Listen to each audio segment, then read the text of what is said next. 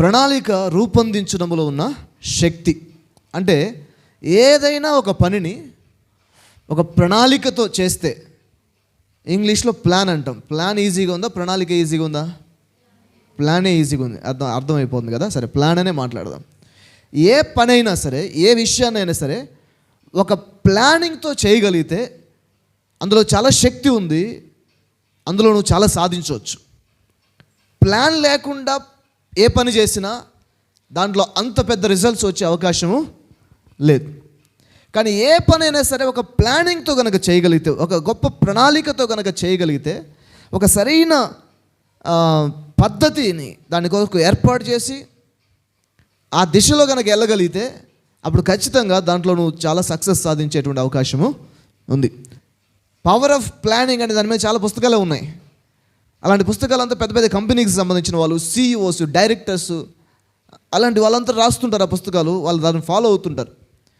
So ఏ స్థాపనమైనా సరే, ఏ కుటుంబం అయినా సరే, ఏ ఆర్గనైజేషన్ అయినా సరే, ఏ వ్యాపారం అయినా సరే, ఏదైనా సరే, వాట్ ఎవర్, అది వ్యవసాయం అయినా సరే, ఏదైనా సరే ఒక ప్లానింగ్తో కనుక చేయగలిగితే, ఒక ప్లాన్ని మనం ఏర్పాటు చేసుకొని ఒక ప్రణాళిక రూపొందించి, ఒక స్కెచ్ అంటాం కదా, ఒక స్కెచ్ కనుక వేసి ఆ దిశలో కనుక వెళ్ళగలిగితే దాంట్లో గొప్ప విజయాన్ని సాధించే అవకాశం ఉంది. చాలామంది చాలా విషయాల్లో విజయాన్ని సాధించలేకపోవడానికి గల కారణం ఏంటంటే they don't have a plan. ఒక ప్రణాళిక లేదు. ప్రణాళిక లేకపోతే దాంట్లో ఎక్కువ దూరం నువ్వు పోయే అవకాశము లేదు. ప్రతి కంపెనీకి కూడా, ప్రతి ఆర్గనైజేషన్స్ కూడా ప్రతి సంవత్సరం ఒక ప్లాన్ ఉంటుంది. ఈ సంవత్సరం మనం ఇది చేయబోతున్నాం, వేరే దాన్ని చేయబోట్లేదు, ఇది మాత్రమే ఇదే మన టార్గెట్.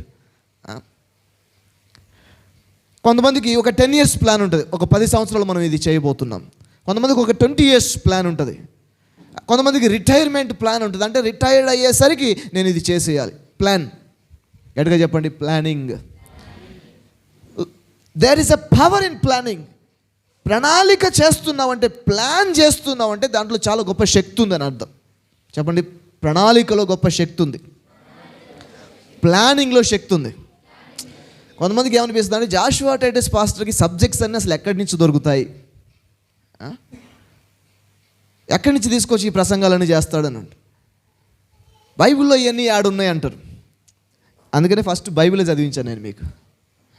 బైబిల్లో యేసు ప్రభువే చెప్తున్నాడు, ఇంకెవరో కాదు. యేసు ప్రభువే చెప్తున్నాడు, ఎవడైనా ఇల్లు కట్టాలి అనుకుంటే, ఒక గోపురం కట్టాలనుకుంటే ఫస్ట్ కూర్చొని ఏం చేస్తాడంట? అక్కడేం రాసింది? లెక్క చూసుకుంటాడంట. అదే ప్లానింగ్. నా దగ్గర ఎంత ఉంది, నేను దాంతో ఎంత కట్టగలుగుతాను, దీన్ని ఎలా కట్టగలుగుతాను, నేను కూర్చొని ఒక ప్లాన్ చేస్తాడు. యేసు ప్రభువే చెప్తున్నాడు అన్నమాట. అలా గనక ఒక ప్లాన్ లేకుండానే పని మొదలు పెడితే, ఎంత ఉందో ఎలా చేయాలో ఏం అర్థం కాకుండానే ఒక పని మొదలు పెడితే ఖచ్చితంగా దాని మధ్యలోనే ఆపేసే పరిస్థితి ఏర్పడుతుంది. అప్పుడు అందరూ చూసి ఎగతాళి చేస్తారంట, ఏమని? ఇడు మొదలు పెట్టాడు కానీ బిల్డప్కి దాన్ని ముగించలేదు కదా అని చెప్పేసి. కారణం ఏంటంటే అతనికి చేతకాక కాదు, ప్లాన్ లేక. ఈరోజు నేను మీతో చెప్తున్నాను, చాలా విషయాలు మీరు ఫెయిల్ అవ్వడానికి గల కారణము మీకు శక్తి లేక, మీకు జ్ఞానం లేక, మీకు చదువు లేక, మరి ఇంకేదో లేక కాదు. మీ దగ్గర ఒకే ఒక విషయం కొదువుగా ఉంది, అదేంటంటే ప్లానింగ్ కొదువుగా ఉంది. ఒక ప్లానింగ్ ప్రకారంగా నీ జీవితాన్ని జీవించడం, ఒక ప్లాన్ గీయడం కనుక, ఒక స్కెచ్ కనుక గీయడం, ఒక ప్రణాళిక కనుక, స్పష్టమైన ప్రణాళిక కనుక ఏర్పాటు చేసుకోగలిగితే ఖచ్చితంగా దాంట్లో నువ్వు విజయాన్ని సాధించే అవకాశము. అందుకని there is a power in planning. పరిచయం చేయడానికి ఒక ప్లానింగ్ ఉండాలి, కుటుంబాన్ని నడిపించడానికి ఒక ప్లానింగ్ ఉండాలి, ఎడ్యుకేషన్, చదువు విషయంలో ఒక ప్లానింగ్ ఉండాలి. లైఫ్లో నువ్వు ఏది చేసినా ఒక ప్లానింగ్ అనేది ఉండాలి. పక్కలతో ఈ మాట చెప్పండి, నువ్వు లైఫ్లో ఏది చేసినా ప్లానింగ్ ఉండాలి. నీ ఆత్మీయ జీవితానికి ఒక ప్లానింగ్ ఉండాలి. ఆత్మీయ జీవితాన్ని కూడా ఒక ప్లానింగ్ ప్రకారంగా, ఒక ప్రణాళిక ప్రకారంగా నువ్వు కొనసాగించాలి. నీ మానసిక జీవితాన్ని ఒక ప్లానింగ్ ప్రకారంగా నువ్వు కొనసాగించాలి. అలాగే ప్రొఫెషనల్ లైఫ్, వృత్తిపరంగా నువ్వు చేస్తున్న వృత్తికి కూడా ఒక ప్లానింగ్ ఉండాలి. స్పిరిచువల్ లైఫ్కి ప్లానింగ్ ఉండాలి, ఎమోషనల్ మెంటల్ లైఫ్కి ప్లానింగ్ ఉండాలి, ప్రొఫెషనల్ లైఫ్కి కూడా ప్లానింగ్ ఉండాలి. నువ్వు ప్లాన్ కనుక లేకపోతే, ప్లానింగ్ కనుక లేకపోతే అట్టర్ ఫ్లాప్ అయ్యే అవకాశం ఉంది, కుప్పగూలిపోయే అవకాశము ఉంది. మన దగ్గర ఇప్పుడు వస్తున్న సినిమాలన్నీ కూడా ఎట్లయినాయి అంటే, ప్లానింగ్ చేసి పద్ధతిగా జీవించేవాడిని కామెడీ చేస్తారు. రోడ్ సైడ్ వాళ్ళు అంటారు కదా, గుండీలు వదిలేసి జమ్మున లేపి ముందుటారు అట్లా బతికేవాడు, అడ్డదిడ్డంగా బతికేవాడేమో హీరో సినిమాలో. ఒక ప్లానింగ్ చేసి ఒక పద్ధతిగా జీవించేవాడేమో మిషన్ లాగా బతుకుతున్నావు నువ్వు అని అంటారు అన్నమాట. ప్లానింగ్ అనేది లేకపోతే అప్పుడు నీ జీవితం అస్తవ్యస్తంగా మారిపోద్ది. నువ్వేం చేస్తున్నావు నీకు తెలీదు, ఎటు వెళ్తున్నావో తెలీదు. ఫర్ ఎగ్జాంపుల్ నేను మీకు ఫోన్ చేసి, బ్రదర్ నేను నిన్ను కలవాలనుకుంటున్నాను అన్నాను అనుకోండి, మీరు ఏమంటారు? ఏమేమంటారు చెప్పండి? ఎప్పుడు కలుద్దాం అంటారు. నెక్స్ట్ ఏమంటారు? ఎక్కడ కలుద్దాం అంటారు. తర్వాత ఎందుకు కలుద్దాం అనుకుంటున్నారు, టైం ఏంటి అని చెప్పేసి అంటారు. అవన్నీ ఏం చెప్పకుండా నేను నిన్ను కలవాలనుకుంటున్నాను అంతే అని ఫోన్ పెట్టేస్తే, అరే కలవాలనుకున్నాడు ఎప్పుడు, ఎందుకు, ఎలా, ప్లానింగ్. అదే ప్లానింగ్.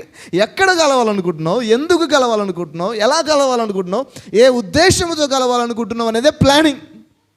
హల్లెలూయా. అందరూ కోత కోసే టైంలో నువ్వు విత్తనాలు వేస్తే ఎట్లుంటుంది? అది ప్లానింగ్ లేకపోవడం. అందరూ చర్చికి 10ంటికి రమ్మంటే నువ్వు 12ంటికి వస్తే ఏమైంది? ప్లానింగ్ లేకపోవడం. ఉన్నారింటికి వెళ్ళిపోయారు. ప్రతిదానికి ప్లానింగ్ కావాలి. చెప్పండి, ప్రతిదానికి ప్లానింగ్ కావాలి. నేను హైదరాబాద్ పోవాలి కార్లో, 100 రూపాయలు పెట్రోల్ పోయించిన. ఇప్పుడు ఏంటది?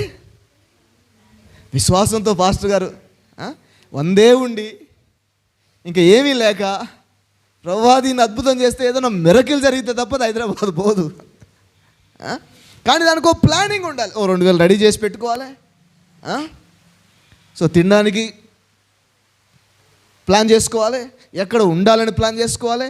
ఒకవేళ 2 రోజులు ఉంటే దానికి ఎన్ని బట్టలు అవసరమైతే ప్లాన్ చేసుకోవాలి. అన్నీ ప్లాన్ చేసుకొని వెళ్ళాలి. చెప్పండి గట్టిగా, ప్లానింగ్. అప్పుడు నేను అడుగుతున్నాను, మీరు ఏ ప్లాన్ చేసి పెట్టుకున్నారు మీ లైఫ్కి? మీ జీవితం గురించి మీకు ఏం ప్లాన్స్ ఉన్నాయి? ఏదైనా ప్లాన్ ఉందా? ఏదైనా డైరీలో రాసి పెట్టుకున్నారా? ఏదైనా ఇంట్లో కనబడే విధంగా ఇది నేను చేయబోతున్నాను అనేది ఒక ప్లానింగ్ ఉందా?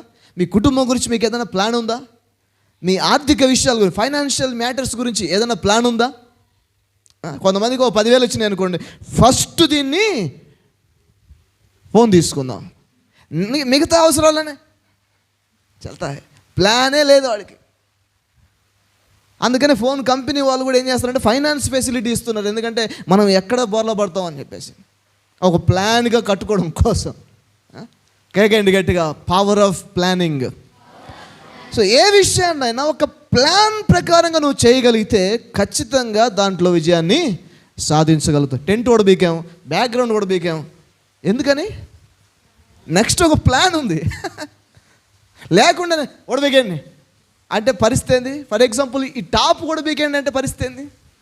రేకులను ఇప్పేసేయండి, ఈ ట్రస్ట్లను ఇప్పేసేయండి అంటే అప్పుడు పాస్టర్ గారు ఏం చేద్దాం అనుకుంటున్నారు మీరు? సో ఇప్పదీయడానికంటే ముందే అందరం కూర్చొని డిస్కషన్ చేయాలి. ఎంత ఖర్చు అవుతుంది, స్లాబ్ వేయాలంటే ఎవరెవరు ఎంత ఇస్తే అవుతుందా కాదా, అందరి దగ్గర ఉన్నాయా, అన్ని డిస్కషన్ చేసి అప్పుడు ఇప్పాలి. ఉన్నారింటికి వెళ్ళిపోయారా? సో ప్లానింగ్ అనేది ప్రతిదానికి ఈ సృష్టి అంతా కూడా ఒక ప్లానింగ్ మీద నడుస్తుంది. తెలుసా మీకు? వర్షాకాలం, శీతాకాలం, ఎండాకాలం, ఇవన్నీ ఒక కాలం ప్రకారంగా వస్తున్నాయి. ఈ సృష్టి కూడా ఒక ప్లాన్ ప్రకారంగా నడుస్తుంది. హలో, మనిషే ఎటు వెళ్తున్నాడో తెలియదు, ఏం చేస్తున్నాడో తెలియదు, అడ్డదిడ్డంగా పోతూనే ఉన్నాడు. ఒక ప్లానింగ్ లేకుండా పని చేస్తున్నాడు మనిషి. సో యేసు ప్రభువు చెప్తున్నారు, మీరు కనుక ఏదైనా చెయ్యాలి అనుకుంటే దాన్ని ఒక ప్లాన్ ప్రకారంగా చేయాలి అని చెప్పేసి. ఒక కట్టడాన్ని కట్టాలనుకుంటే దాన్ని ఒక ప్లాన్ ప్రకారంగా కట్టాలి. కూర్చొని ఫస్ట్ లెక్క వేసుకోవాలి. సరే, ఇంతవరకు మీకు ప్లాన్స్ ఉన్నాయో లేదో, అందుకోసమే మీకు నేను హెల్ప్ చేయడానికి వచ్చాను. నేను మీ పాస్టర్ని, మిమ్మల్ని ఎంతో ప్రేమించే పాస్టర్ని. మీకు ఒక ప్లాన్ లేకపోయినా అది ఎలా ప్లాన్ చేయాలి అనడం కోసమే నేను కొన్ని తీసుకొచ్చాను మీ దగ్గరికి. నేను ప్రిపేర్ అయ్యి, నేను తయారు చేసుకొని, ఇది ఒక్కటి మీకు హెల్ప్ చేస్తుంది. మీరు ఏదేదో ఇంకేం చేయాలబ్బా, నెక్స్ట్ ఏంటబ్బా అని కంగారు పడాల్సిన అవసరం లేదు. ఇది మీకు హెల్ప్ చేస్తుంది. ఇది జస్ట్ కూర్చొని కొంచెం స్టడీ చేసి ఈ జస్ట్ 13 పాయింట్సే ఉన్నాయి ఇందులో. ఈ 13 పాయింట్స్ మీ జీవితానికి సంబంధించిన అన్ని విషయాల్లో ఒక ప్లానింగ్ వచ్చేటట్టుగా చేస్తుంది. సో ఇదొక్కటి కరెక్ట్గా ఫిల్ చేసి, ఇదొక్కటి కొంచెం దీని మీద కరెక్ట్గా కూర్చొని కరెక్ట్గా ప్లాన్ చేస్తే ఒక ప్లానింగ్ వచ్చేస్తుంది మీకు. హల్లెలూయా. సో ప్లానింగ్ అనేది చాలా చాలా ఇంపార్టెంట్. నువ్వు ఎంత పేద వ్యక్తివైనా, ఎంత తక్కువ స్థాయిలో ఉన్న వ్యక్తివైనా, నీకు చదువు ఉన్నా లేకపోయినా, నీ కుటుంబ బ్యాక్గ్రౌండ్ ఈ రోజు వరకు ఎలా ఉన్నా లేకపోయినా ఒక ప్లానింగ్ కనుక ఈరోజు మొదలైతే, ఇప్పటి నుంచి ఒక ప్లాన్ కనుక మొదలైతే రాబోయే సంవత్సరాలు మాత్రం ఖచ్చితంగా డిఫరెంట్గా ఉంటాయి. హల్లెలూయా. కొంతమంది ప్రవచనం చెప్పండి పాస్టర్ గారు 2022 ఎలా ఉండబోతుంది. నేను ప్రవచనం చెప్తాను, యేసు నామములో దేవుడు నీ ధననిధిని నింపునుగాక అని అంటాను. కానీ నీకు ధననిధి మొత్తం ఖాళీ అయిపోవచ్చు. పాస్టర్ గారు ఏమో ధననిధి నిండుతుంది అన్నాడు, మొత్తం ఖాళీ అయిపోయింది ఏంటి? నీకు ప్లానింగ్ లేదు. దేవుడు ఇచ్చిన ధననిధిని ఎట్లా పట్టుకోవాలో ప్లానింగ్ లేదు. హల్లెలూయా. చేపలు పడ్డానికి పోతున్నా అన్నాడు ఒక మనిషి, చేతిలో ఏం లేదు, వల లేదు, గాలంలో లేదు, ఎట్లా పడతావురా? ఆడికి ప్లానింగ్ లేదు. ఆడికి పోయిన తర్వాత ఆలోచిస్తా అంటే ఎట్లా ఉంటుంది? ప్లానింగ్. చెప్పండి, ప్లానింగ్. పిల్లల విషయంలో ఒక ప్లానింగ్ ఉండాలి, ఇంటి విషయంలో ఒక ప్లానింగ్ ఉండాలి, ఫైనాన్షియల్ లైఫ్ విషయంలో ఒక ప్లానింగ్ ఉండాలి. ప్రతి దానికి ఒక ప్లానింగ్ అనేది చాలా ఇంపార్టెంట్. సరే, ప్లానింగ్ అంటే మరొక మాటలో దేవుడు ఏం కోరుకుంటున్నాడు అనేది ఎరగడం, తెలుసుకోవడం, లేక దాన్ని జరిగేలా చూడడం, అది ప్లానింగ్. దేవుని యొక్క చిత్తం, మరొక మాటలో దేవుని యొక్క ఉద్దేశం మన పట్ల ఏదో ఉందో అది తెలుసుకొని ఆ ప్రకారంగా జీవించడం. ప్లానింగ్ అనేది ఒక సరైన దర్శనాన్ని కలిగి ఉండడం. చెప్పాలంటే మన బిబ్లికల్ లాంగ్వేజ్లో మాట్లాడాలంటే ప్లానింగ్ అంటే ఒక దర్శనాన్ని కలిగి ఉండడం, ఒక గురి కలిగి ఉండడం, ఒక లక్ష్యాన్ని కలిగి ఉండడం, అది ప్లానింగ్. ఓకే, సరే. ఇప్పుడు నేను 2 క్వశ్చన్స్ అడగబోతున్నాను. ఆ 2 క్వశ్చన్స్ మీరు నాకు చెప్పాల్సిన అవసరం లేదు, మీకు మీరే ఆలోచించుకోండి. 2 క్వశ్చన్స్ ఏంటంటే, first, what is your plan in next 10 years? రాబోయే 10 సంవత్సరాల్లో నీ ప్లాన్ ఏంటి? రాబోయే 10 సంవత్సరాల్లో నువ్వేం సాధించాలనుకుంటున్నావు? లేకపోతే రాబోయే 10 సంవత్సరాల్లో నిన్ను కానీ, నీ కుటుంబాన్ని కానీ, నీ ఆత్మీయ జీవితాన్ని కానీ, మిగతా అన్ని విషయాలలో రాబోయే 10 సంవత్సరాల్లో వాట్ ఈజ్ యువర్ ప్లాన్? నీ ప్లాన్ ఏంటి? ఒక 10 సంవత్సరాలు ఇప్పటి నుంచి లెక్కేసుకుంటే, ఈ 10 సంవత్సరాలు దేని కొరకు బతకబోతున్నావు? ఈ 10 సంవత్సరాలు నువ్వు ఏ సాధించాలనుకుంటున్నావు? ఈ 10 సంవత్సరాల్లో నీ జీవితం ఎలా ఉండాలని నువ్వు కోరుకుంటున్నావు? ఆత్మీయంగా, మానసికంగా, వృత్తిపరంగా. చెప్పండి, ఆత్మీయంగా, మానసికంగా, వృత్తిపరంగా. 10 సంవత్సరాల్లో నీ ఆత్మీయ జీవితంలో నువ్వు ఏం చేయాలనుకుంటున్నావు? ఆత్మీయంగా ఎలా ఎదగాలనుకుంటున్నావు? 10 సంవత్సరాల్లో నీ మానసికంగా ఏం నేర్చుకోవాలి, ఏం తెలుసుకోవాలనుకుంటున్నావు? ఇక్కడ ఏం సంపాదించాలనుకుంటున్నావు? వృత్తిపరంగా నువ్వు చేస్తున్న పనుల్లో ఏ విధమైన వృద్ధి, ఏ విధమైన ప్లాన్స్ చేయాలనుకుంటున్నావు? రాబోయే 10 సంవత్సరాల్లో వాట్ ఈజ్ యువర్ ప్లాన్? రాబోయే 10 సంవత్సరాలు ఏంటి నీ ప్లాన్? ఏదైనా ప్లాన్ ఉందా మీకు? లేకపోతే కూర్చొని ఆలోచించాలి ఈరోజు. రాబోయే 10 సంవత్సరాలు, చచ్చిపోయే లోపల కాదు, ఒక 10 సంవత్సరాలు అసలు నేనేం చేద్దాం, నేనేం చేయాలి? 10 సంవత్సరాలు ఇక దీనికోసమే నేను బతకబోతున్నాను, దీనికోసమే పని చేయబోతున్నాను, దీనికోసమే నేను కష్టపడబోతున్నాను, దీనికోసమే ప్రార్థన చేయబోతున్నాను. ఇదే నా ప్లాన్. 10 సంవత్సరాల ప్లాన్. 10 సంవత్సరాలు నా టార్గెట్ ఇది. ఒక 10 సంవత్సరాల ప్లాన్ ఉందా మీ దగ్గర ఏదన్నా? మనం ఎలా బతుకుతున్నాం అంటే, ఒకసారి అనకూడదు కానీ జంతువులు ఎట్లా బతుకున్నా అట్లా బతుకుతాయి. అవి తింటాయి, మంచిగా పోతాయి, మళ్ళీ వస్తాయి, మళ్ళీ తింటాయి. మనం కూడా పోతాం, లేస్తున్నాం, తింటున్నాం, పని చేస్తున్నాం, వస్తున్నాం, మళ్ళీ పడుకున్నాం, లేస్తున్నాం. Where is your plan? నీ ప్లాన్ ఏది? ఒక మనిషి తన జీవిత కాలంలో గొప్ప గొప్ప విషయాలు సాధిస్తున్న సమయంలో చాలామంది ఏమి సాధించట్లేదు లైఫ్లో. గొప్ప గొప్ప ఇన్వెన్షన్స్, చాలా విషయాలను సృష్టిస్తున్న అదే సమయంలో, అదే కాలంలో కొంతమంది ఏ ప్లాన్ లేకుండా, ఏ పర్పస్ లేకుండా బతికేస్తున్నారు. సో 10 సంవత్సరాల ప్లాన్ ఏంటి? ఇంకో క్వశ్చన్, ఇది ఇంకా easy question. Next year plan ఏంటి అసలు? 10 సంవత్సరాల సంగతి ఓకే, రాబోయే సంవత్సరంలో ఏం ప్లానింగ్ చేస్తున్నారు? కొంతమంది ఏమంటారంటే, ఒక తులం బంగారం కొందాం అనుకుంటున్నాను. అదేనా ప్లాన్? 360 రోజులు ఉన్నాయి, అదేనా ప్లాన్? తులం బంగారం కోసం సంవత్సరం అంతానా? ఫస్ట్ నెలలోనూ కొనేయాలి.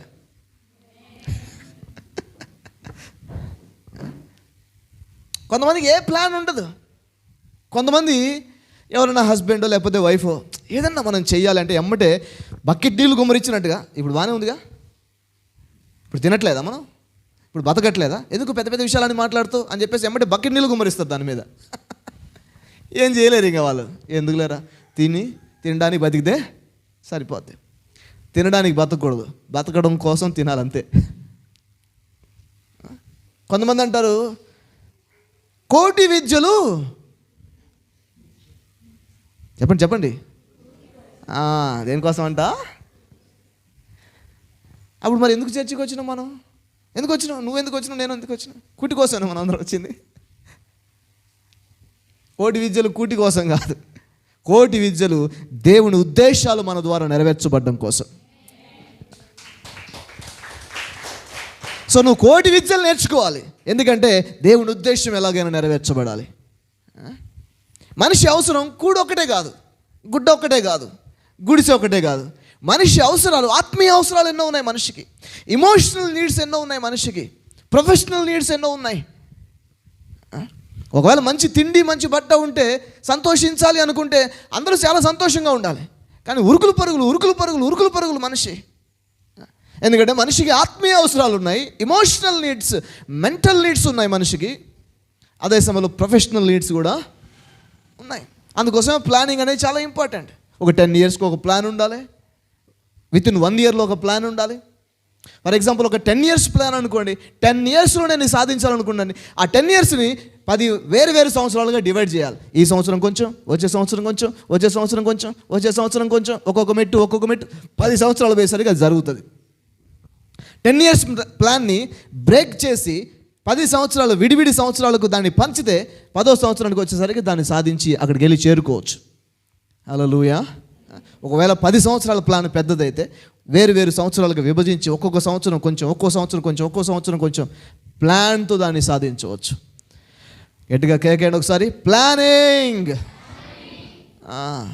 సో ఇప్పుడు మనం మొదలు పెడదాం, ఈ ప్లానింగ్ మొదలు పెడదాం. ఒక వచనాన్ని చదువుదాం ఫస్ట్. 2వ తెస్సలోనీయులకు రాసిన పత్రిక 3వ అధ్యాయము 10వ వచనాన్ని ఎవరైనా చదవండి. ఏంటంట, ఎవడైనా పని చేయాలి అనుకోకపోతే వాడు ఏం చేయకూడదంట, భోజనం కూడా మానేయి. వీళ్ళు ఎవరు అంటే, యేసు ప్రభు రాకడ ఎట్లాగో రాబోతుంది, ప్లానింగ్ ఎందుకు, క్లీనింగ్ ఎందుకు, లేకపోతే క్లీనింగ్ ఎందుకు? యేసు ప్రభు ఎట్లాగో వస్తాడు, మనం ఎట్లాగో వెళ్ళిపోతాం. ఈ పనులు పాటలు, ఈ కష్టపడడం, ప్రయాసపడడం, అసలు ఈ లోక సంబంధమైన విషయాలలో మనకు ఎందుకు అంత ఆసక్తి అనే వాళ్ళు కొంతమంది ఆ సంఘంలో ఉన్నారంట. ఇప్పుడు కూడా చాలామంది ఆ సంఘాలలో ఉన్నారు. అలాంటి వాళ్ళకి పౌలు చెప్తున్నాడు, చాలా తెలివిగా, చాలా జ్ఞానంగా, చాలా బద్ధకంగా సమాధానం చెప్తున్నారు. అలాంటి వాడు, ఒక ప్లానింగ్ లేనివాడు, ఒక పని పాట లేనివాడు, ఒక ఉద్యోగం సద్యోగం లేనివాడు, అది చేయడానికి ఇష్టపడని వాడు, యేసు ప్రభు వస్తే వెళ్ళిపోదాం కదా అనుకునేవాడు, భోజనం కూడా చేయొద్దు యేసు వచ్చేదాకా అన్నాడు. ఇప్పుడు చేయాలా వద్ద భోజనం చేయాలంటే పని కూడా, ఆ పని ప్లానింగ్గా చేయాలి, అంతే నేననేది. ఓకే. సో ఇది యేసు ప్రభు వస్తాడు, ఎట్లాగో మనం వెళ్ళిపోతాం అనుకునే వాళ్ళకి ఈ ప్లానింగ్ అవసరం లేదు. వాళ్ళు భోజనం కూడా మానేయండి ఇప్పటి నుంచి. హ్యాపీ. భోజనం మానేస్తే అన్ని సమస్యలు పోయినట్టే ఇంకా. సో దీంట్లోకి వెళ్దాం ఇప్పుడు. సో ప్లానింగ్ అనేది చాలా ఇంపార్టెంట్. ఆ ప్లానింగ్ ఎలా చేయాలి, ఏ విషయాల్లో ప్లాన్ చేయాలి అనేది జస్ట్ రాయగలిగిన విషయాలు రాయండి. ఓకే. నా పట్ల దేవుని ప్రణాళిక. మొదటి విషయం, నా ఆత్మీయ అభివృద్ధికి నేను ఎంత సమయము కేటాయించాలి. ఆరాధన చేయడానికి కావచ్చు, దేవునితో వ్యక్తిగతంగా గడపడానికి కోసం కావచ్చు, ప్రార్థన చేయడానికి కావచ్చు. ఒక్కసారి 10 గంటలు అని రాయకండి. ఇక నుంచి నేను 4 గంటలు దేవునితో గడపబోతున్నా, అవసరం లేదు. 2 గంటలైనా ఈ రోజు నుంచి. అసలు అలవాటు లేకపోతే, ఒకవేళ మీరు నిజంగా 2 గంటలు దేవునితో గడుపుతుంటే ఇంకొక అర్ధగంట ఎక్స్ట్రా అట్లా కేటాయించు, లేకపోతే 2 గంటలు ఈజ్ ఓకే. లేదు ఈరోజు మొత్తం నేను దేవునితోనే గడపబోతున్నాను ప్రతిరోజు ప్రతినిత్యం అని, అది ఏంటి? ఆత్మీయ అభివృద్ధి కోసం మీరు ఎంత సమయం అంటే, ఒక బుక్ చదవడానికి కావచ్చు, లేకపోతే ఒక వాక్యం, ఒక ప్రసంగం వినడానికి కోసం కావచ్చు, లేకపోతే ఒక బైబిల్ చదవడం కోసం కావచ్చు, కొద్ది సమయం దేవునితో గడపడం కోసం కావచ్చు. ఎలాంటి సమయాన్ని గడపబోతున్నారు? ఒకవేళ అవర్స్ రాయలేకపోవచ్చు మీరు, ఖచ్చితంగా ప్రతిరోజు కొంత సమయం మాత్రం నేను దేవునికి కేటాయిస్తాను, అదే ఒక ప్లానింగ్. ఓకే. సో ఆత్మీయ జీవితం కోసం ఫస్ట్ ఆఫ్ ఆల్ అది చాలా ఇంపార్టెంట్. నువ్వు ఆత్మీయంగా బలంగా లేకపోతే మిగతా అన్ని విషయాల్లో బలహీనుడు అయిపోతావు. అది నేను ఎందుకు ఆత్మీయంగా మనం బలవంతులం అయి ఉండాలి అనే ప్రసంగంలో చెప్పాను. ఎంతమంది గుర్తుందో ఆ ప్రసంగం? అందుకనే యేసు ప్రభువు చెప్పాడు, మనుషుడు రొట్టె వలన మాత్రమే కాదు, అంటే కూటి వలన మాత్రమే కాదు, దేవుని నోటి నుండి వచ్చు మాట వలన జీవిస్తాడని రాస్తుంది. సో అందుకని దేవునితో సమయం గడపడం అనేది అన్నిటికంటే ప్రధానమైన విషయం. దానికి నువ్వు సొంత సమయం కేటాయించాలి. మీరు అనొచ్చు, మా ఇంట్లో ఫ్యామిలీ ప్రేయర్ జరుగుతుంది బ్రదర్. ఫ్యామిలీ ప్రేయర్ అనేది కొద్దిసేపే. వ్యక్తిగతంగా నీకు సమయం ఉండాలి, కొంచెం అన్న సమయం వ్యక్తిగతంగా నువ్వు దేవునితో. ఒక్కోసారి భార్య ముందు కొన్ని ప్రార్థనలు నువ్వు చేయలేకపోవచ్చు, లేకపోతే భర్త ముందు కొన్ని ప్రార్థనలు నువ్వు చేయలేకపోవచ్చు, ఆమె వింటదేమో. కాబట్టి పర్సనల్గా దేవునితో నువ్వు, దేవుని విషయానికి వస్తే ఫ్యామిలీకి ఏమీ లేదు, దేవుని విషయానికి వస్తే నువ్వు దేవుడు అంతే. కుటుంబ ప్రార్థన మంచిది, చేయాలి, చేయొచ్చు కూడా, చేయాలి కూడా. మేము కూడా ఫ్యామిలీ ప్రేయర్ చేస్తాం. కుటుంబ ప్రార్థన అనేది పిల్లలకు ఒక డిసిప్లిన్ నేర్పిస్తుంది. ఇద్దరు కలిసి ఏకీభవిస్తే దాంట్లో శక్తి ఉందని బైబిల్ చెప్తుంది. కాబట్టి కుటుంబ ప్రార్థన చేయాలి. కానీ వ్యక్తిగతమైన ప్రార్థన ఇంకా ఇంపార్టెంట్ నేను అంటాను. ఒకసారి నేను దేవునితో గడపడానికి కూర్చున్నప్పుడు సమయం చూసుకోను. కూర్చుందంటే మొంగడుక్కోండి అంటున్నది ఈమె. స్నానం చేయండి అని ఉంటుంది. ఎందుకంటే ఎంత సమయం అయితే నాకు కూడా తెలియదు. ఒక్కోసారి టిఫిన్ రెడీ చేస్తూ ఉంటుంది. అందుకని ఒక్కోసారి 10, 10:30, 11 కూడా అయితే టిఫిన్ చేయడానికి. ఎందుకంటే ఆడు కూర్చున్నంటే పోతూనే ఉంటుంది. సో సమయం ఒక్కోసారి నేను చూసుకోను. ఫస్ట్లో ఒక అర్ధగంట సమయాన్ని కేటాయించేవాడిని, ఫస్ట్లో ఒక పావుగంట సమయాన్ని కేటాయించేవాడిని, తర్వాత ఒక గంట సమయాన్ని కేటాయించేవాడిని. తర్వాత ఇప్పుడు టైం చూసుకోవట్లే, ఎక్కువ సమయాన్ని ఎంతసేపు వీలైతే అంతసేపు గడపడానికి నేను ప్రయత్నం చేస్తాను. నేను దేవుని సేవకుని, చాలా చోట్ల వెళ్ళాలి, చాలామందితో వాక్యం చెప్పాలి. కాబట్టి మీరు బయట ఉద్యోగాల్లో, వ్యాపారాల్లో, పనులలో ఉన్నారు కాబట్టి మీకు కొంత సమయం అనేది కేటాయించుకోవడం అనేది చాలా ఇంపార్టెంట్.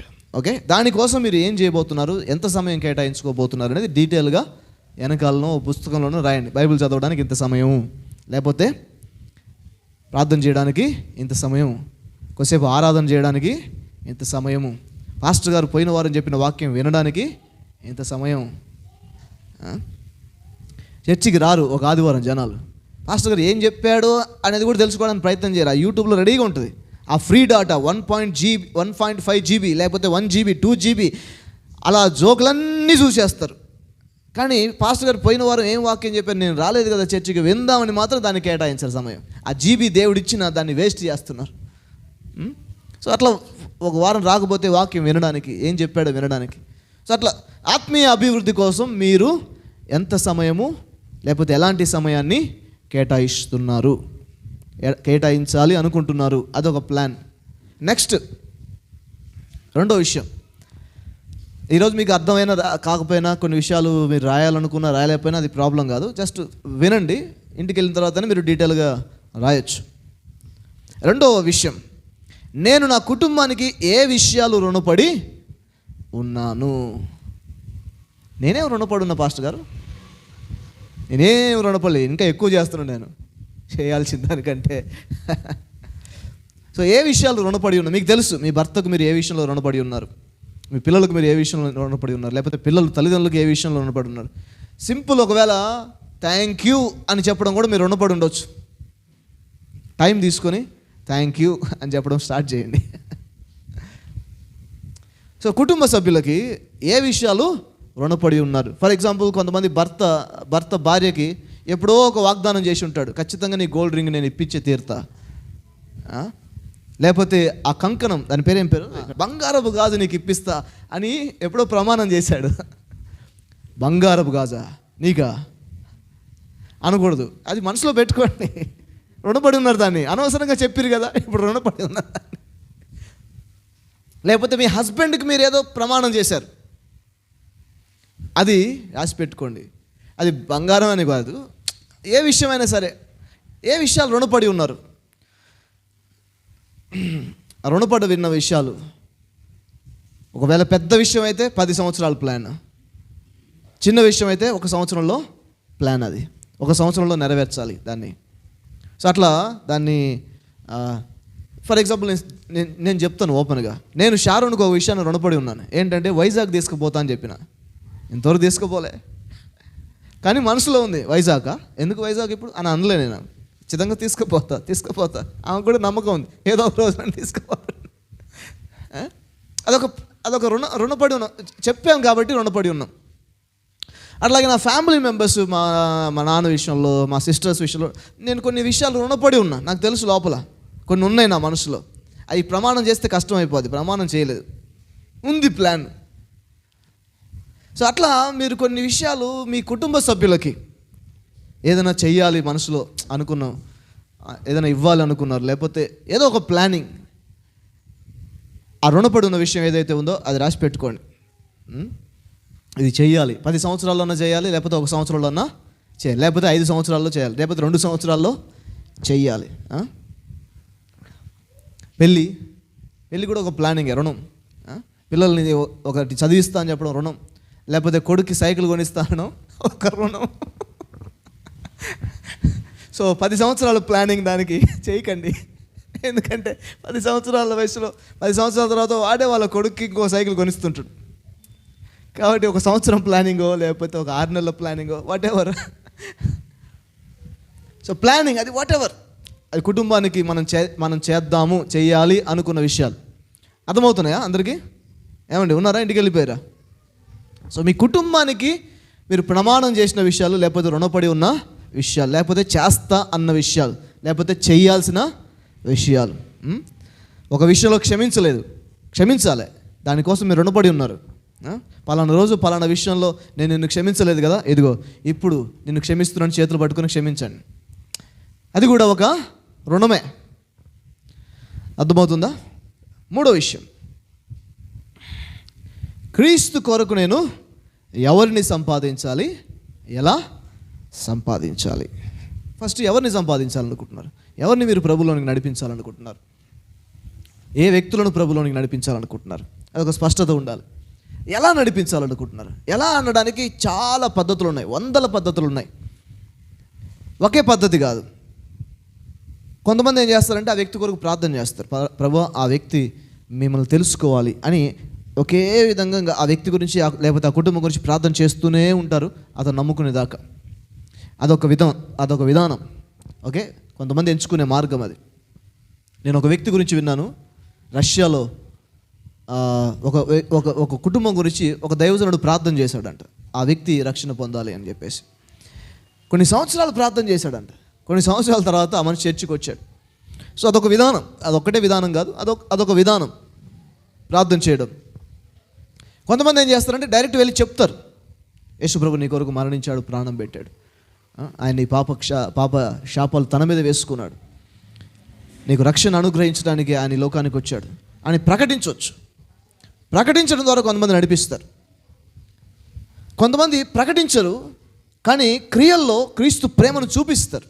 అంటే వాళ్ళకి ఏదైనా కష్టం వచ్చి, వాళ్ళకి ఏదైనా బాధ వచ్చి, వాళ్ళకి ఏదైనా ఇబ్బంది వచ్చి, వాళ్ళకి ఏదైనా అవసరం వచ్చినప్పుడు ప్రేమను చూపిస్తూ ఉంటారు. ప్రేమను చూపించడం ద్వారా వాళ్ళకు క్రీస్తు ప్రేమ యొక్క రుచిని తెలియజేస్తున్నారు. అలా ప్రేమను చూసి కొంతకాలానికి అతను మారే అవకాశము ఉంది.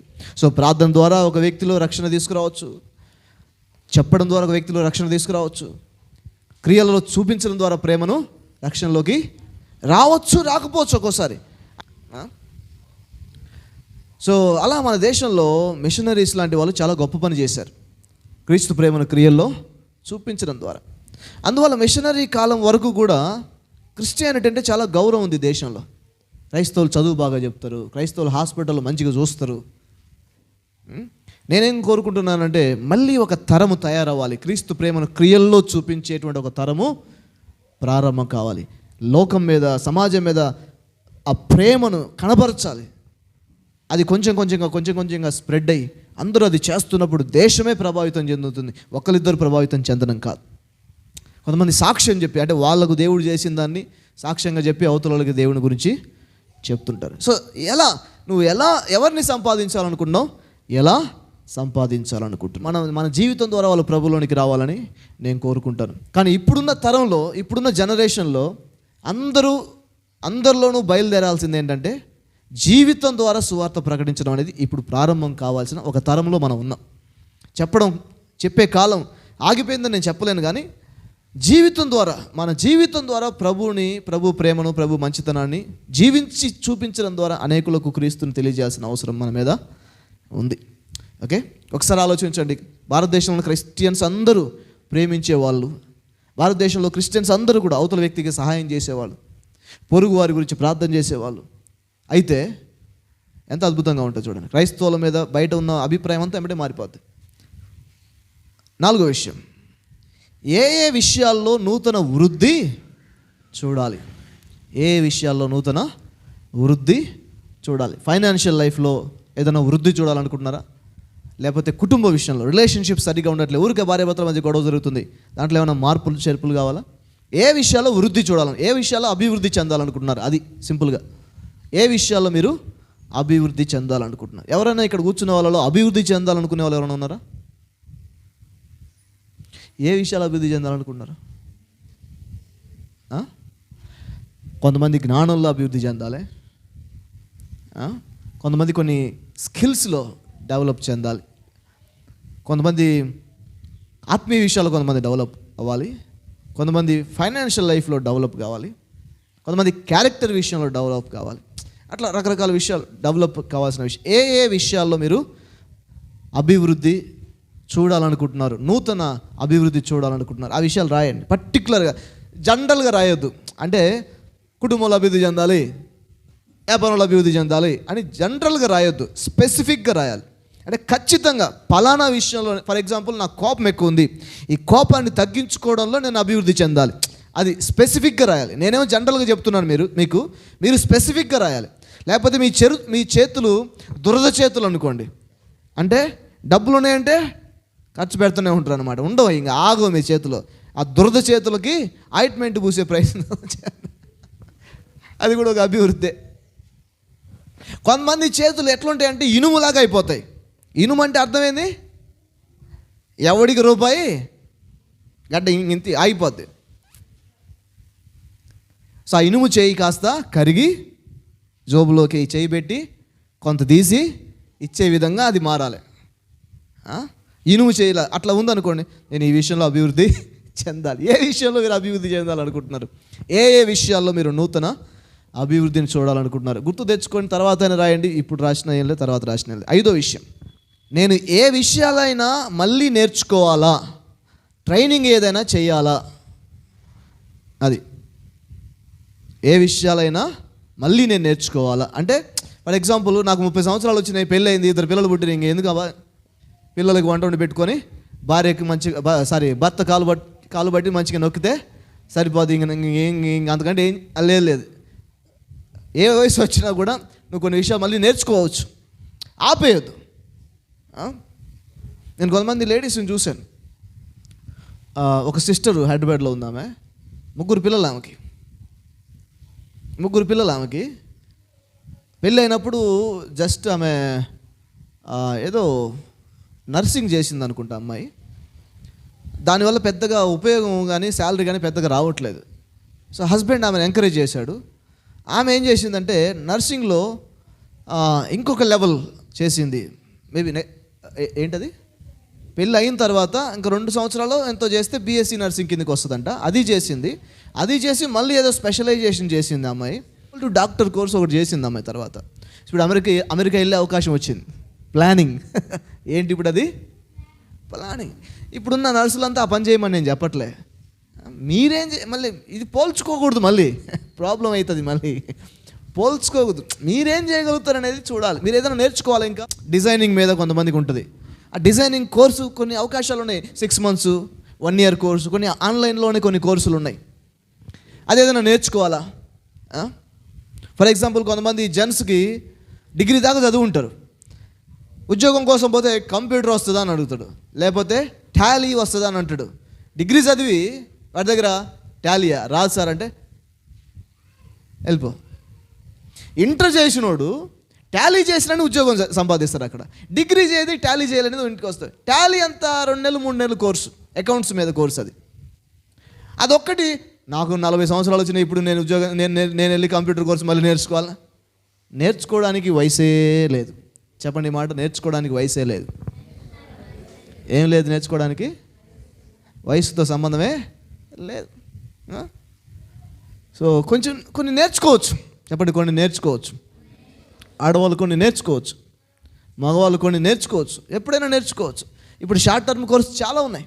మీరు ఏదైనా కోర్సు చేయాలా, చేయగలుగుతారా? ఏదైనా ఆసక్తి ఉందా? ఏదైనా నేర్చుకోవాలని ఆసక్తి ఉందా? ఆలోచించండి. సో ఏం నేర్చుకోవాలి, ఏదైనా నేర్చుకునే ఆసక్తి ఉందా? పెళ్ళికి ముందు ఏదైనా కొన్ని ఆలోచనలు, కొన్ని కళలు ఉన్నాయా? ఆపేశారా పెళ్లి తర్వాత? మళ్ళీ ఏదైనా నేర్చుకునే అవకాశం ఉంటే నేర్చుకోవడానికి ప్రయత్నం చేయండి. ఇంటి దగ్గర ఉండి ఏదైనా సంపాదించడానికి, ఇంటి దగ్గర ఉండి కొన్ని విషయాలు నేర్చుకోవడానికి. ఓకే, సో అది 5వ విషయం. 6వ విషయం, ఇది వివాహం కాని వారికి. నేను ఎవరిని, ఎక్కడ, ఎలా పెళ్లి చేసుకోవాలి, ఆ వ్యక్తి ఎలా ఉండాలి, పేరు మాత్రం రాయకండి పొరపాటున. ఆత్మీయంగా ఉండాలి, మంచిగా చదువుకొని ఉండాలి, లేకపోతే కొంత సంపద ఉన్నవాడై ఉండాలి, పనివాడై ఉండాలి, దేవుణ్ణి ప్రేమించే, ఇట్లా క్వాలిటీస్, ఒక ప్లానింగ్, అది కూడా ఒక ప్లానింగ్ ఉండాలి. ఎవరు చెప్పరు చర్చిలో. అందువల్ల వీళ్ళు ఏం చేస్తారంటే ఎవరిని పడితే వాళ్ళని చూసుకొని ఐ లవ్ యూ చెప్పిన ఏమంటే వెళ్ళిపోతారు. కనీసం ఇప్పుడన్నా ఈ మైండ్లో ఉంటే ఎవడన్నా వచ్చి ఐ లవ్ చెప్పిండు అనుకోండి, చెక్ చేసుకుంటారు, ఇటు దేవుణ్ణి ప్రేమించేవాడేనా, ఇటు డబ్బులు ఉన్నాయా, తర్వాత పని చేసేవాడేనా, లేకపోతే సోమరిపోతా అని చూసుకొని పాస్టర్ గారు చెప్పిన క్వాలిటీస్ అని ఉన్నాయి, ఆగండి ఇంట్లో అడిగి చెప్తా, లేకపోతే ఇంటికి వచ్చి మాట్లాడు. కరెక్ట్ ప్లానింగ్ ఉందని అర్థం ఇప్పుడు. హల్లెలూయా. మీరు చెప్పండి, ఎవరైనా సరే సమర్థుడైన వాడు, పనివాడు, పని చేయగలిగిన వాడు, మంచి సంపాదన సంపాదించగలిగిన వాడు, దేవుణ్ణి ప్రేమించేవాడు, కొంత సంపద ఉన్నవాడు ఇంటికి వచ్చి మీ అమ్మాయిని చేసుకుంటానంటే బంగారంలా నాయన నీకోసం ఎదురు చూస్తున్నాను అంటాం. నేనైతే అదే చేస్తాను. హల్లెలూయా. ఇంకా కులం ఎందుకు, ఇంకేది ఎందుకు, మంచి సమర్థుడు, దేవుణ్ణి ప్రేమించేవాడు. స్తోత్రం. హల్లెలూయా. కొంతమందికి పెళ్ళైన తర్వాత ఆలోచిస్తూ ఉంటారు, మంచి భక్తిపరుని చేసుకొని ఉంటే బాగుండు, మంచి సంపదను సంపాదించేవాడు, మంచి ఆదాయం ఉన్నవాడిని పెళ్లి చేసుకుని ఉంటే బాగుండు. కొంతమంది బాధపడతారు, ఇంకేం చేయలేం, దాన్ని ఏం చేయలేం. ఈ ప్లానింగ్ ప్రకారంగా కొనసాగితే కొంచెం మార్పులు వస్తాయి ఖచ్చితంగా. హల్లెలూయా. సో ఆ విషయాలు ఆలోచించండి. ఎవరిని పెళ్లి చేసుకోవాలి, ఎక్కడ, విక్టరీ చర్చ్ చిల్లాపురం, ఎలా పెళ్లి చేసుకోవాలి, జాషువా పాస్టర్ గారు వాక్యం చెప్పి ఆయన చేతులు పెళ్లి చేసుకోవాలి, ఆ వ్యక్తి ఎలా ఉండాలి. సరే, 7వ విషయం, ఇది పెళ్ళి అయిన వాళ్ళకి, ఇది ధైర్యంగా చెప్పొచ్చు. నేను ఒక భార్యగా నన్ను నేను ఎలా శ్రేష్టంగా మార్చుకోవాలి, ఒక భర్తగా నన్ను నేను ఎలా శ్రేష్టంగా మార్చుకోవాలి, ఒక తల్లిగా నేను ఎలా శ్రేష్టంగా మారాలి, ఒక తండ్రిగా నేను ఇంకా ఎలా శ్రేష్టంగా మారాలి అని ఆలోచించుకోవాలి. పొద్దున్న లేస్తే భార్య దగ్గరికి వచ్చి మారాల్సిందంతా నువ్వే అనొద్దు ఆమెతో, లేకపోతే భర్త దగ్గరికి వచ్చి నువ్వే మారాలి అనకూడదు. నేను బెస్ట్ భర్తని ఇంకా ఎలా నన్ను నేను మార్చుకోవాలి, ఎలా బెస్ట్ భార్యగా నేను ఇంకా మారాలి, ఎలా నేను బెస్ట్ తల్లిగా ఇంకా నన్ను నేను మార్చుకోవాలి, ఎలా బెస్ట్ తండ్రిగా నేను ఇంకా మారాలి. మీకు తెలుసు ఈ విషయాలు, ఏ విషయాల్లో మీరు ఇంకా బెస్ట్ కావాలి, ఇంకా ఏ విషయాల్లో మిమ్మల్ని మీరు శ్రేష్టంగా తయారు చేసుకోవాలి అనేది మీకు ఆల్రెడీ తెలుసు, మీ మనసుకు ఆల్రెడీ తెలుసు. ఎలా మార్చుకోవాలి, ఏ విషయాల్లో మీరు మారాలి, ఇంకా ఏ విషయాల్లో మీరు ఇంకా మార్చుకోవాలి, దానికి ఒక ప్లానింగ్. ఇవన్నీ ఏంటండి, ఇవన్నీ ఏంటి, ప్లానింగ్. మీ సమస్యలను బయట పెట్టేది కాదు, ఇది ఒక ప్లానింగ్. ఒక ప్లాన్ ఉంటే ఖచ్చితంగా ఆ దిశగా మనం ప్రయాణము చేయొచ్చు. 8వది, ఇద్దరు కలిసి చేయాల్సిన పని ఏంటి, కుటుంబంలోను పరిచర్యలోను. ఓకే, ఇద్దరు కలిసి, కొన్ని ఒక్కలే చేయాలి, కొన్ని ఇద్దరు కలిసి చేయాల్సినవి ఉంటాయి. ఇద్దరు కలిసి చేయాల్సిన విషయాలు ఏంటి, ఇద్దరు కలిసి సాధించాల్సిన విషయాలు, ఇద్దరు కలిసి ప్రయాణం చేయాల్సిన విషయాలు, ఇద్దరు కలిసి సాధించాల్సిన విషయాలు ఏంటి. పరిచర్యలో ఇద్దరు కలిసి ఏం చేయాలనుకున్నారు, కుటుంబంలో ఇద్దరు కలిసి ఏం చేయాలనుకుంటున్నారు. 9వ విషయం, నా శరీర ఆకృతిలో నేను మార్పులు తీసుకురావడానికి నేనేమి చెయ్యాలి. ఈ 9వ విషయం అనేది చాలా చాలా ఇంపార్టెంట్. ఎందుకంటే ప్లానింగ్ చెయ్యాలి అంటే, ఆ ప్లానింగ్ నెరవేర్చుకోవాలంటే ఆరోగ్యం ఉండాలా వద్దా, ఏమండి? మంచి ఆరోగ్యం ఉంటేనేగా ప్లానింగ్ అసలు జరిగేది. అసలు ఆరోగ్యం లేకపోతే ప్లానింగ్ ఎట్లా? కాబట్టి ఆరోగ్యం ఉండాలి. ఏముండాలి? మంచి ఆరోగ్యంగా, స్టిఫ్గా నీ బాడీ తయారవ్వాలి. నాకు ఈ విషయంలో ప్లానింగ్ ఉంది, ఖచ్చితంగా ఎక్సర్సైజ్ చేయాలి అని. కొన్ని రోజులు చేస్తున్నా మానేస్తున్నా, కొన్ని రోజులు చేస్తున్నా మానేస్తున్నా. మీరు అనొచ్చు, మీకెందుకు పాస్టర్ గారు ఎక్సర్సైజ్ అని. ఇది సన్నగా ఉన్నామా లావుగా ఉన్నామా అనే దానికి సంబంధించిన విషయం కాదు. లావుగా ఉన్న వాళ్ళు కొంతమంది గట్టిగా ఫిట్గా ఉంటారు, సన్నగా ఉన్నా కూడా ఇట్లా ఉంటారు. ఎముకలు గట్టిగా ఉండాలి, దానికి ఎక్సర్సైజ్ కావాలి. సో నువ్వు లావుగా ఉండు, సన్నగా ఉండు, అది కాదు విషయం. ఎముకలు గట్టిగా ఉన్నాయా లేవా, లేకపోతే స్టిఫ్గా ఉన్నావా లేదా, ఎక్కువ దూరం ప్రయాణం చేయగలుగుతావా, ఎక్కువ కష్టం చేయగలుగుతావా, ఎక్కువ మాట్లాడగలుగుతావా, రాత్రి 8ంటికి వచ్చాం, 400 కిలోమీటర్లు వచ్చేటప్పుడు ప్రయాణం, పోయేటప్పుడు 330 కిలోమీటర్లు, దాదాపు 700 చిల్లర కిలోమీటర్లు ప్రయాణం చేసి వచ్చి వాక్యం చెప్తూనే ఉన్నాయి ఇప్పుడు. సో గట్టిగా ఉండడం అనేది, హుషారుగా ఉండడం అనేది గొప్ప వరం. సో అలా ఏ ఏజ్లో అయినా, వయసులో ఉన్నప్పుడు అందరూ ఉత్సాహంగానే ఉంటారు, కానీ వయసు పైన పడే కొద్దీ బలంగా ఉండడం అనేది చాలా ఇంపార్టెంట్. కాబట్టి ఫుడ్ విషయాల్లో తీసుకోవాల్సిన జాగ్రత్తలు కావచ్చు, ఏవి తినాలి ఏవి తినకూడదు. నేను వెళ్ళే ప్రతి చోట చికెన్ పెడతారు, వాళ్ళు ఫీల్ అయినా బాధ లేదు, నేను 1-2 ముక్కలు తిని మొత్తం వదిలిపెడతాను. వాళ్ళకు పెట్టిన తృప్తి ఉంటుంది, నాకు కావాల్సింది నేను తిన్నా. ఎందుకంటే ఎక్కువ తింటే నాకు అది సూట్ అవ్వదు. సో ఫుడ్ విషయంలో తీసుకోవాల్సిన జాగ్రత్తలు, ఇట్లా ఆరోగ్యం విషయం, శరీరం విషయంలో స్టిఫ్గా ఉండడానికి ప్రయత్నం, అందంగా ఉండడానికి ప్రయత్నం చేయకూడదు, ఆరోగ్యంగా ఉండడానికి ప్రయత్నం చేయాలి. ఈ మాట చెప్పండి అందరూ. నువ్వు కేవలం అందం కోసం ప్రయత్నం చేసినట్లయితే ఖచ్చితంగా ఒక రోజు ఒకసారి ఎక్కడ ముడతలు పడిపోతాయి. కొంతమంది అందంగా కనపడడం కోసం చాలా కొడతారు, దీన్ని టప్పా టప్పా టప్పా ప్లాస్టిక్ కొట్టే కొడతారు. లాస్ట్కి స్కిన్ ప్రాబ్లమ్స్ ఎదురవుతుంటాయి. కాబట్టి నా దృష్టిలో అందరూ అందమైన వాళ్ళే. దేవుడు ఒక్కొక్కరిని ఒక డిజైన్తో చేశాడు. సో ఇప్పుడు ఆరోగ్యంగా ఉండడం ముఖ్యం. ఆరోగ్యమే మహాభాగ్యం, అది నిజం. ఆరోగ్యంగా ఉండడానికి ప్రయత్నం చేయాలి. అనారోగ్యం పాలై దేవుడు స్వస్థపరచడం వేరు, ఆరోగ్యంగా ఉండడం అనేది వేరు. కాబట్టి మీరు నెక్స్ట్ టైం ప్రార్థన చేసినప్పుడు ప్రభా స్వస్థపరచు అని ప్రార్థన చేయకండి, ఆరోగ్యంగా ఉండడానికి సహాయం చేయండి ప్రభా అని ప్రార్థన చేయండి. ఆమెన్, హల్లెలూయా. ఏమని ప్రార్థన చేస్తారు? గట్టిగా చెప్పండి. నేను, నా కుటుంబం, నా పిల్లలు ఆరోగ్యంగా ఉండాలని ప్రార్థన చేయండి. దానికోసం ఏ జాగ్రత్తలు తీసుకోవాలి, దానికోసం ఏ ఎక్సర్సైజెస్ చేయాలి, ఏ ప్రయత్నాలు చేయాలి. నాకు ఎంత ఆదాయము కావాలి అనడం కంటే అవసరము అనొచ్చేమో. అసలు నాకు ఎంత ఆదాయం అవసరం, నా ఇంట్లో ఎంత ఆదాయం అవసరం,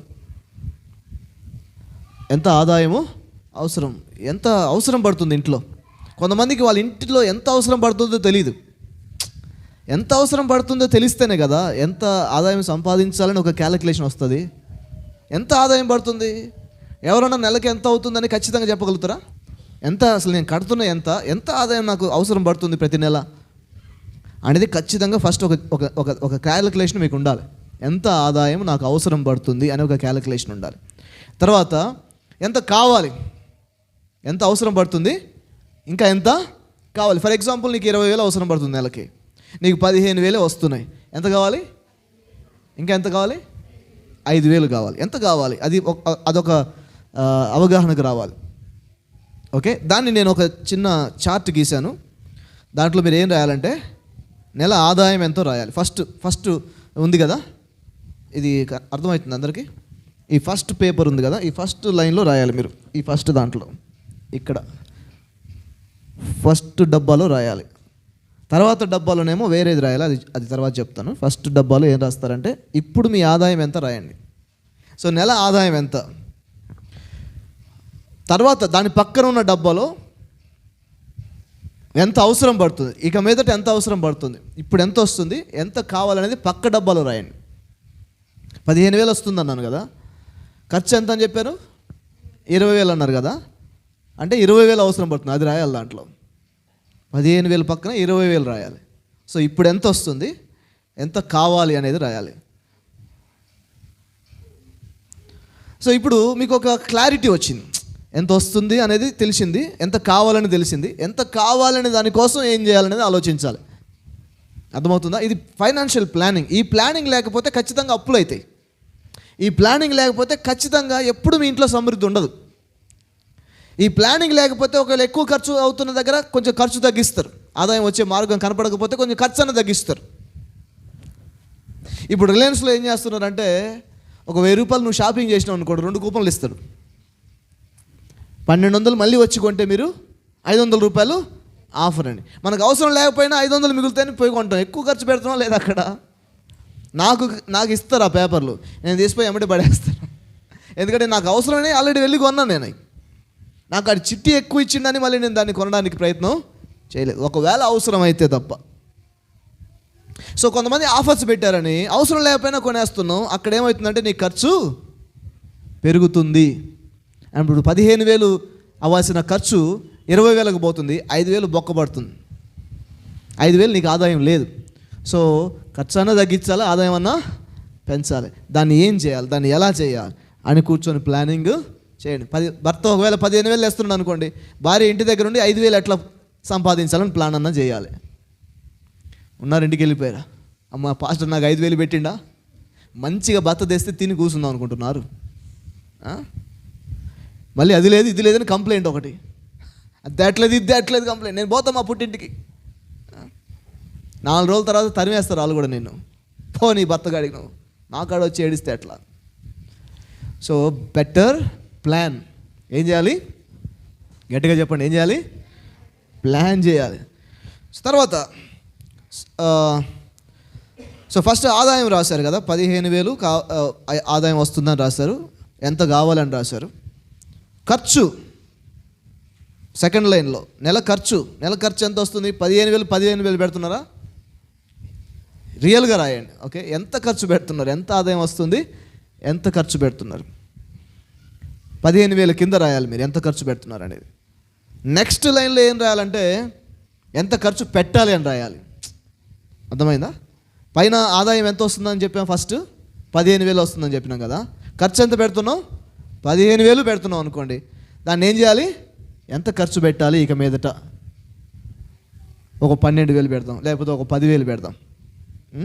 15,000కు 15,000 పెట్టొద్దు, ఎందుకంటే పిల్లోడికి జ్వరం వస్తే 2,000 పక్కింటి వాళ్ళ దగ్గర తీసుకొని పోయే పరిస్థితి రాకూడదు.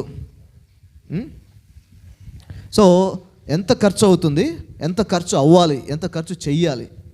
లేకపోతే ఆదాయం అన్నా 15,000 చెప్పా, 15,000 వస్తున్న ఆదాయం 20,000 చేశారు కదా, ఆ 20,000 ఇంకా కొంచెం పెంచాలి.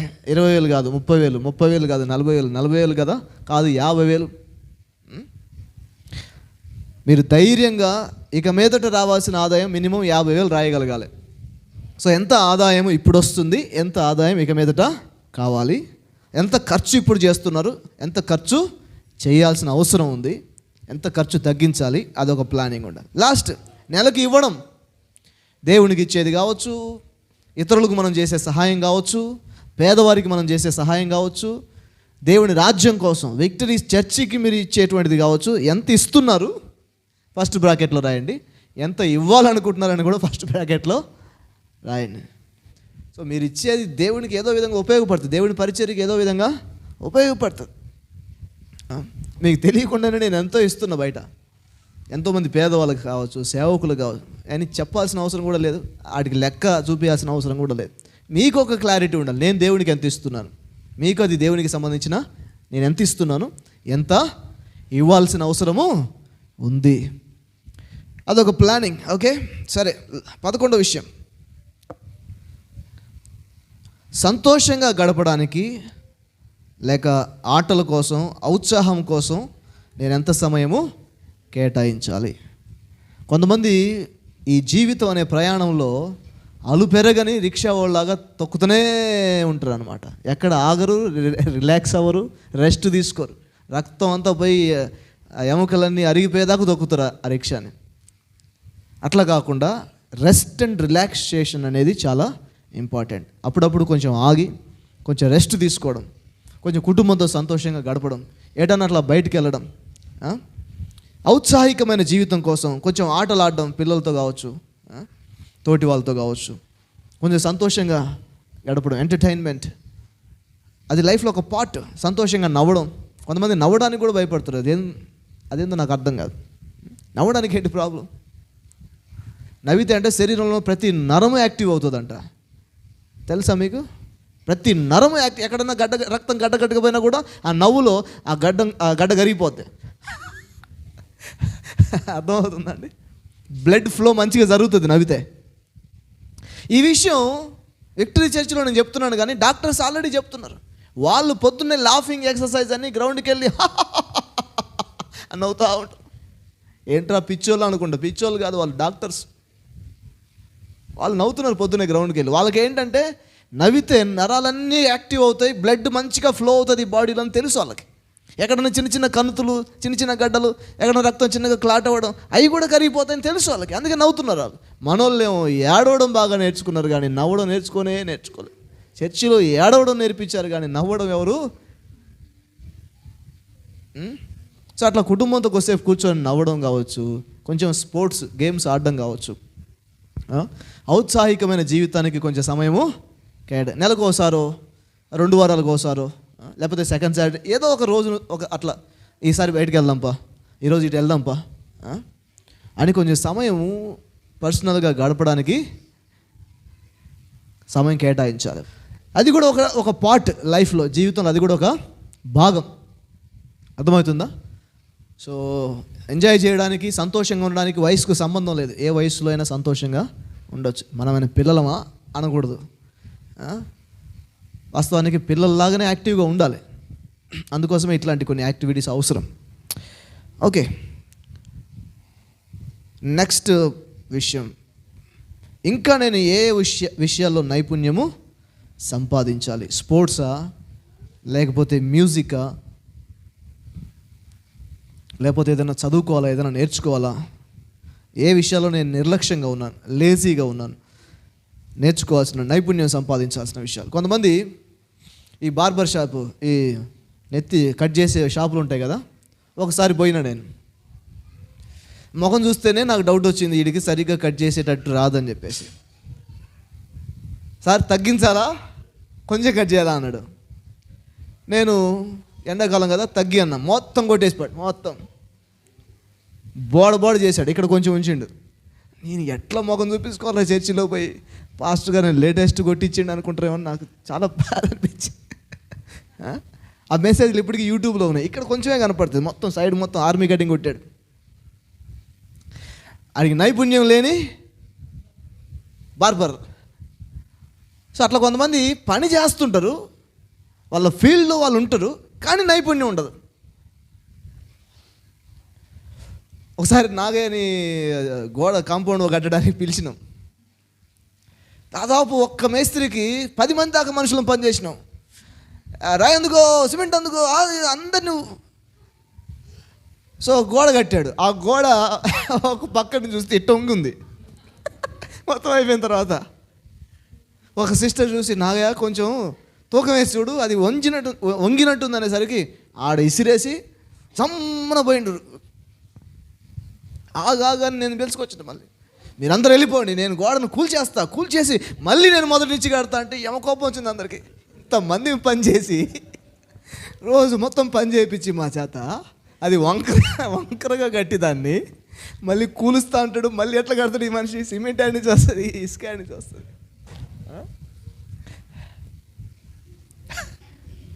ఇప్పుడు పనివాడే, కానీ ఏం లేదు, ఎవడన్నా చెప్పిన కోపమే. మళ్ళీ అప్పుడు లేరు ఎవరు, ఏం చేస్తాం? నాగైనా అనకూడదు, పాపం పని చేశాడు. అట్లా కొంతమందికి పని రాదు, కానీ అదే పని చేస్తారు, నైపుణ్యం సంపాదించారు దాంట్లో. కొంతమంది నేను పాస్టర్ అని అంటారు, వాక్యం చెప్పడంలో నైపుణ్యం ఉండదు. నేను ఇట్లా కలిస్తే ఈ ప్రసంగాలని మేము చేసినాం మా చర్చిలో. ఏంటి ఈ ప్రసంగాలని మా చర్చిలో నేను చేసినా అంటాడు ఆయన. ఆ విశ్వాసులు ఏమంటారంటే, ఎప్పుడు ఇట్లాంటి వాక్యం మేము వినలేదు పాస్టర్ గారు. ఈయనేమో ఎప్పుడు ఇవన్నీ మేము ఎప్పుడో చెప్పినాం మా చర్చిలో. సో కొంతమంది నైపుణ్యం లేకుండానే వాళ్ళ ఫీల్డ్లో వాళ్ళ పని. నువ్వు డ్రైవర్ అనుకోండి, నైపుణ్యం కలిగిన డ్రైవర్ అయి ఉండాలి. నువ్వు మేస్త్రి అనుకోండి, నైపుణ్యం కలిగిన మేస్త్రి అయి ఉండాలి. నువ్వు టీచరు అనుకోండి, నైపుణ్యం కలిగిన టీచర్ అయి ఉండాలి.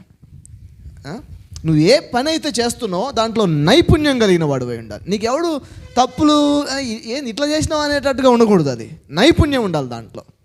హల్లెలూయా. డెవలప్ చేసుకోవాలి దాన్ని. అందరూ పర్ఫెక్ట్ కాదు, కానీ దాన్ని మనం ఏం చేసుకోవాలి? డెవలప్ చేసుకోవాలి. నేను నిజంగా ఇప్పుడు ఈ స్టేజ్లో నేను కీబోర్డ్ నేర్చుకోవడానికి తయారవుతున్నా, ఇంకా ప్రొఫెషనల్గా నేర్చుకుందామని. వాళ్ళ కాలేజ్ ఓపెన్ చేయట్లే, లాక్డౌన్ కంటే ముందు నుంచి ట్రై చేస్తున్నా, అన్ని ఎంక్వైరీలు చేసినా, ఫీజు కట్టడానికి రెడీ అయిపోయినా. ఈ లోపల లాక్డౌన్ పడ్డది, ఇంకా మళ్ళీ ఓపెన్ చేయలే. అది ఓపెన్ అయితే వెళ్దామని చూస్తున్నా హైదరాబాద్. వారానికి ఒక్కసారన్నా ఒక్క క్లాస్ అన్న అటెండ్ అయ్యి ఇంకా ప్రొఫెషనల్గా కీబోర్డ్ నేర్చుకోవాలి. ఎవరికైనా చెప్తే మీకెందుకు పాస్టర్ గారు కీబోర్డ్ అంటారు. నేను నైపుణ్యం సంపాదించాలనుకుంటున్నా, దాంట్లో ఇంకా నైపుణ్యం సంపాదించాలనుకుంటున్నా. సో నైపుణ్యం నువ్వు స్టూడెంట్ అయితే దాంట్లో నైపుణ్యం ఉండాలి. ఏ పని అయితే చేస్తున్నావో దాంట్లో నీకు నైపుణ్యము. నువ్వు దోశలు వేసేవాడు అనుకోండి, నైపుణ్యంతో దోశ వేయాలి. అర్థమవుతుందా? కొంతమంది దాన్ని ఎట్లా చేస్తారంటే చాట చేసినట్టు చేస్తారు. నోట్లో పెట్టుకుంటే పెండ నోట్లో పెట్టుకున్నట్టే ఉంటుంది. నిజం. ఏందా ఇట్లా చేసిన దోశ అంటే ఇంకట చేస్తారు అంటాడు మళ్ళీ వాడు మనతో. నువ్వు వచ్చి చేయి అంటారు మళ్ళీ. రాదు, మళ్ళీ అదే పని చేస్తారు, నేర్చుకోరు. వస్తుందని ఫీలింగ్. ఒక అతనికి ఒకసారి ఒక మీటింగ్లో పాట పాడుతా పాస్టర్ గారు నేను ఎక్కడికి వెళ్ళా నన్ను పిలిచి పాటిస్తారు అన్నాడు. అవునా, సంతోషం అని చెప్పేసి మైక్ ఇచ్చి పాడిస్తే అదే ఆ రోజు అని స్టార్ట్ చేశారు అందరూ ఒక్కసారిగా. నాకు చాలాసేపటి దాకా అదే ఆ రోజు అనేది నాకు తర్వాత అర్థమైంది. ఎందుకంటే శృతి లేదు, లయ లేదు. కీబోర్డ్ ప్లే చేసేవాడు, రిథమ్ ప్యాడ్ ప్లే చేసేవాడు ఏమని ప్లే చేయాలి, ఎక్కడ చేయి పెట్టాలో అర్థం కావట్లే వాళ్ళకి. మళ్ళీ నాకు పాట అయ్యలేదని ఫీలింగ్ ఒకటి. అందుకని నాతో పాస్టర్ గారు మేము పాడుతామని ఎవరన్నా అంటే ఫస్ట్ నా దగ్గర వచ్చి పాడు, నేను వింటా, అది మంచిగా వస్తే మళ్ళీ నెక్స్ట్ టైం నీకు అవకాశం ఇస్తా. డైరెక్ట్గా నేను స్టేజ్ మీదకి వచ్చి పాట పాడుతా అంటే 10 మంది ముందు పరుగు పోతుంది. తర్వాత బాధాకరమైన విషయం ఏంటంటే అందరూ బ్రహ్మాండంగా పాడినామంటారు, మళ్ళీ లోపల నవ్వుకుంటూ ఉంటారు. ఎవరు కరెక్ట్ కూడా చేయరు దాన్ని. ఉన్నారు, ఇంటికి వెళ్ళిపోయారా. సో నైపుణ్యం. కొంతమంది ఆడవాళ్ళు ఏమంటారంటే ఎప్పుడు ఇంట్లో తినండి, నేనా ఎప్పుడు ఇంట్లో తినండి, మొత్తం అన్నం అంతా పడేయాల్సి వస్తుంది. రీజన్ ఏంటంటే నువ్వు వండుతున్నావు కానీ నైపుణ్యంతో వండట్లే.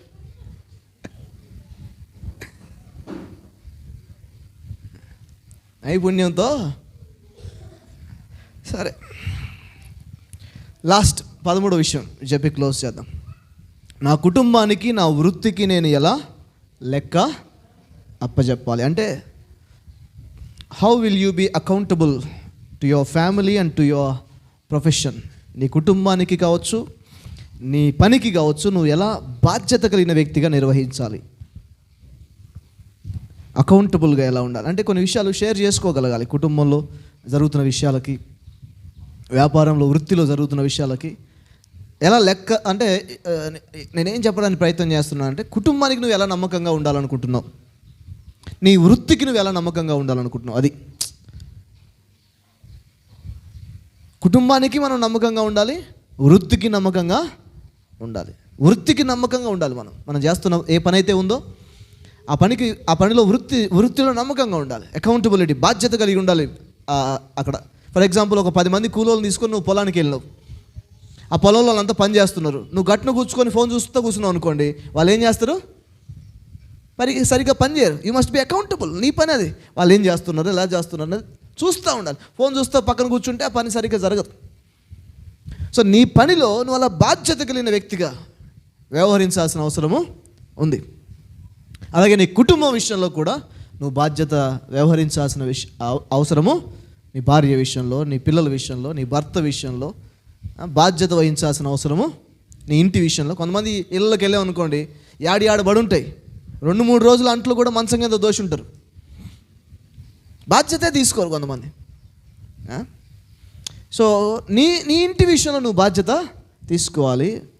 తీసుకోవట్లేదు, ఏ విషయాలు బాధ్యత తీసుకోవాలి, అది ప్లానింగ్. ఇప్పటిదాకా ఏ విషయాలు మీరు సరిగ్గా బాధ్యత తీసుకోలేదు, ఇక మీద కొంతమందికి ఇల్లు పట్టదు. ఆడవాళ్ళకి ఎవరి ఇల్లు పడుతుంది, మొత్తం వ్యవహారం పెట్టి ఇంటికి వచ్చేసరికి భర్త పొట్ట గాలిపోయి ఉంటావు లోపల. ఎటు పోయినావు తల్లి, ఇప్పటిదాకా ఏం వండకపోతే ఏం పెట్టకపోతే అని గొడవ ఇంట్లో. నువ్వు పట్టించుకోవాల్సిన విషయం ఏంటి, నీ ఇల్లు పట్టించుకోవాలి. ఊరు మొత్తం తిరిగి రావడం కాదు, నీ ఇల్లు ఫస్ట్. సో ఏ విషయాల్లో నువ్వు సరిగ్గా పట్టించుకోవట్లేదు అది పట్టించుకోవాలి. నీ ప్రొఫెషన్లో అంటే నీ వృత్తిలో ఏ విషయాలు నువ్వు నిర్లక్ష్యంగా ఉన్నావు అది పట్టించుకోవాల్సిన అవసరము. సో ఇది ప్లానింగ్ అనేది సింపుల్గా ఎట్లా చెప్పాలంటే పట్టాలు లాంటివి. మీ జీవితం దాని మీద పోయే రైలు లాంటిది. పట్టాలు ఉంటే చాలు, రైలు వెళ్ళిపోద్ది దాని మీద. సో ప్లానింగ్ అనేది సింపుల్గా పట్టాల లాంటిది, మీ లైఫ్కి మీరు వేసుకునే పట్టాల లాంటిది. సో పట్టాలు ఉన్నాయా, పట్టాలు ఉన్న రైలైనా మీరు పట్టాలు తప్పిందనుకో రైలు ఏమైంది, ఊరి మీద పడుతుంది పోయి. సో మీ పట్టాలు మీకుంటే ఆ పట్టాల మీద మీరు పోతుంటే ఏ ఊరి మీద పడరు, ఊరు వెళ్ళి చేరతారు. ఓకే, కళ్ళు మూసుకుందాం, దేవుడిని స్తుతిద్దాం.